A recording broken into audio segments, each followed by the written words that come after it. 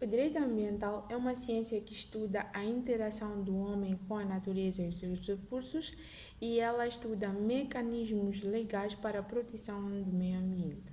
Ela é uma ciência que interliga-se com muitas outras, ou seja, é uma ciência holística. Dentre essas outras ciências, temos a biologia, ciências sociais, os princípios fundamentais internacionais, dentre outras ciências. Muito boa tarde, meu nome é Micaela Bungué, estou aqui para a nossa quarta aula de Direito Ambiental, onde estaremos dando continuidade à aula passada. Para quem não assistiu nenhuma das nossas aulas, por favor, clique nos links na descrição, assista para melhor percepção. Para a aula de hoje, estaremos falando, à semelhança da semana passada, estaremos falando dos princípios que norteiam o direito ambiental moçambicano. Na aula passada, falamos dos princípios no sentido geral. Para hoje, falaremos especificamente do ordenamento jurídico moçambicano. Estaremos usando a Lei 20/97.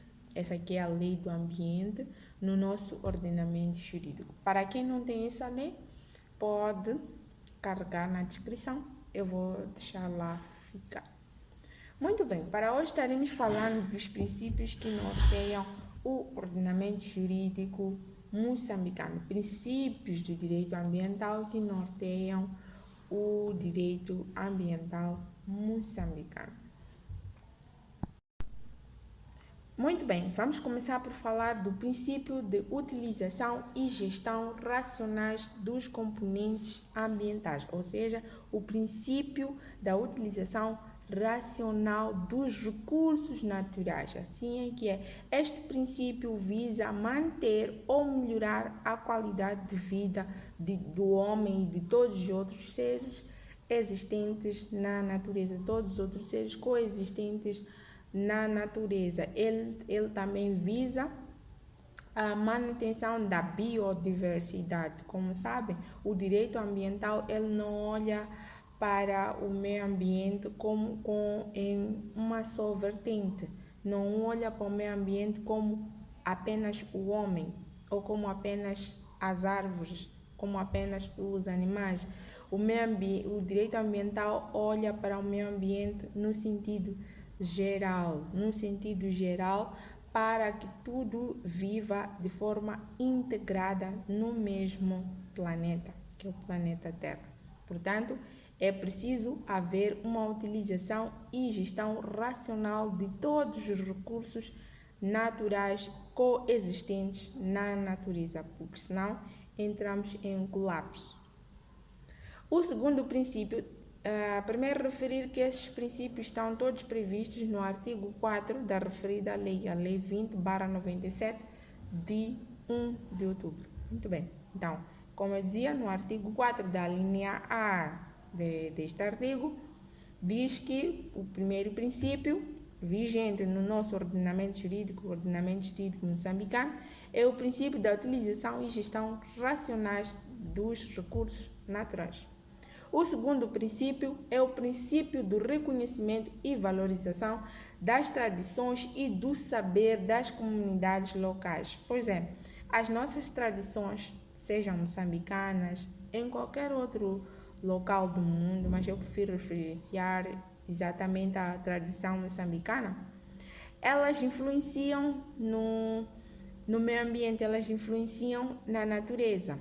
A título de exemplo, aqui na província de Sofala, eu já falei em alguma das aulas anteriores.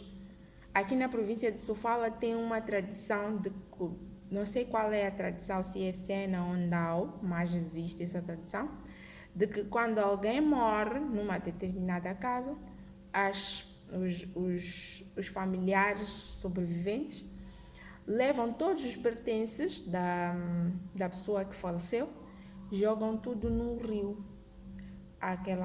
Para aquela tradição, isso significa que não terão mais problemas de morte ou não terão mais azar tão cedo. É o que acredita-se nessa tradição. Portanto, essa tradição tem um impacto ambiental, porque estamos a levar resíduos e jogar no rio. Isso vai impactar nas vidas que lá estão no rio, os peixes e outros recursos lá no rio. Vai impactar também na vida da comunidade que sobrevive daquela água. Entretanto, a nossa lei, apesar dessa tradição de alguma forma destruir ou contribuir para a lesão do meio ambiente, a nossa lei respeita a nossa tradição. O que eu tenho, a minha experiência, não é? Tenho assistido que algumas entidades governamentais ou não governamentais têm tentado sensibilizar a comunidade ou conscientizar a comunidade sobre os riscos ou os impactos negativos que esta tradição está a trazer para a comunidade, sem de facto desrespeitar essa tradição, porque uma tradição tem uma razão por trás dela. Portanto, a lei respeita a tradição. Aliás, a nossa Constituição também respeita. Aconselho também aos meus alunos que leiam bastante a Constituição para perceber que em algum momento os outros princípios se acasalam com os princípios específicos do direito ambiental. Na linha C está previsto o princípio da prevenção ou o princípio da precaução. Pois é, sobre estes princípios falamos na aula passada. Falamos do princípio da prevenção em específico e do princípio da precaução também em específico. Aqui no nosso ordenamento jurídico há uma junção. A nossa lei não diz, assim como acabei de recitar, princípio da prevenção ou precaução. A nossa lei apenas diz princípio da precaução. Mas na medida em que vamos lendo esta linha, vamos perceber ali que há um acasalamento dos dois princípios, pois o nosso legislador acaba por finalizar dizendo que visa prevenir que atos que lesionem o meio ambiente sejam perpetrados contra a natureza, sejam eles científica ou não cientificamente previstos. Como nós vimos na aula passada, a prevenção trata-se de uma previsão científica. Já a precaução não é necessariamente que seja cientificamente previstos. Então, o nosso legislador achou por bem acasalar esses dois princípios num só princípio, o que faz muito sentido. Vou falar um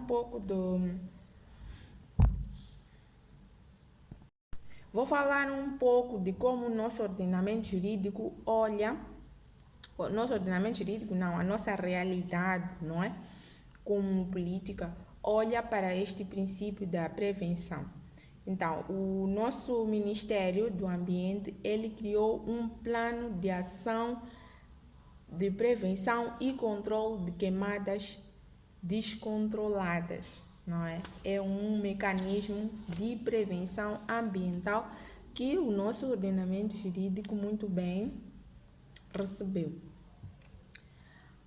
E na sua linha D, prevê o princípio da visão global e integrada do ambiente como um conjunto do ecossistema interdependentes, ou seja, o nosso ordenamento jurídico, como eu disse no princípio, ele não olha para a natureza de um só lado, numa só faceta, só para o homem, não. Só para a água, não. Só para a terra, não.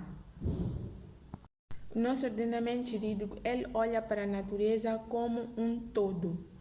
A água, o homem, os animais, as plantas, todos eles coexistindo e criando assim um equilíbrio funcional sem exceder os limites intrínsecos da natureza. A seguir, vou falar do princípio da ampla participação dos cidadãos como aspecto crucial da execução do Programa Nacional de Gestão Ambiental. Ou seja, nos termos do artigo 8 da mesma lei, o nosso governo ele é obrigado a garantir a participação das comunidades locais, das associações que protegem o meio ambiente, eles devem participar na questão de elaboração das normas e leis ligadas ao meio ambiente. Essa é uma obrigação do nosso governo. Assim como também o nosso governo, aliás, as associações ou todos os intervenientes da elaboração da legislação são obrigados também a prever mecanismos para que essa participação possa acontecer. A título de exemplo, temos a participação da comunidade no processo da delimitação comunitária, não é? É uma forma de participar. Portanto, temos duas formas, que é no processo de decisão, no processo de elaboração de legislação ambiental, no processo de decisão de políticas e normas ambientais e também a participação da comunidade no processo de delimitação comunitária. Estes são só alguns exemplos de participação do cidadão no processo de governação ambiental. Se você conhece uma outra forma de participação, pode mencionar aí nos comentários que estaremos aprendendo. O próximo princípio, temos o princípio da igualdade. Pois é, como sabemos, todo cidadão é igual perante a lei, independente da religião, da cor, da raça, sexo, independentemente de tudo, todo cidadão é igual perante a lei. Então, todos têm um acesso igual a todos os recursos naturais coexistentes na natureza. Vou dar aqui um exemplo de como o princípio de igualdade é tão importante na questão do direito ambiental. Vamos supor, não, é real. A lei proíbe que sejam construídos edifícios nas dunas da praia, não é? É proibido. Essa proibição não é só para Micaela, ou para João, ou para fulano, para cicrano. Mas quando for alguém de uma outra raça, alguém de um outro status social, essa proibição acaba. Aí não estaremos perante um princípio de igualdade. Respeitando o princípio de igualdade, se for proibido, é proibido para todos de igual maneira. Muito bem? O princípio a seguir é o princípio da responsabilização ou princípio do poluidor pagador, segundo o qual quem polui ou de alguma forma realiza uma atividade que prejudica a natureza deve ser responsabilizado por isso. Tem exemplo de uma fábrica ou de uma transportadora que derramou óleos aqui na zona da Munhava. Essa empresa naturalmente deve ser responsabilizada, se é que não foi. E para finalizar, temos o princípio da cooperação ambiental. Muito bem, estamos no mundo, estamos na natureza, estamos no planeta Terra e esse planeta é único, é um só. Não pode só ser o território moçambicano a trabalhar para a proteção do meio ambiente. Ele deve cooperar com outras nações. É por isso que temos convenções e acordos assinados entre Moçambique e todos os outros territórios como forma de todos juntos globalmente mantermos a nossa natureza, o nosso meio ambiente saudável. Muito obrigada. Essa foi a nossa aula. Até a próxima. Partilhe o nosso canal, se inscreva, dê um like e comente. Muito obrigada. Até a próxima aula.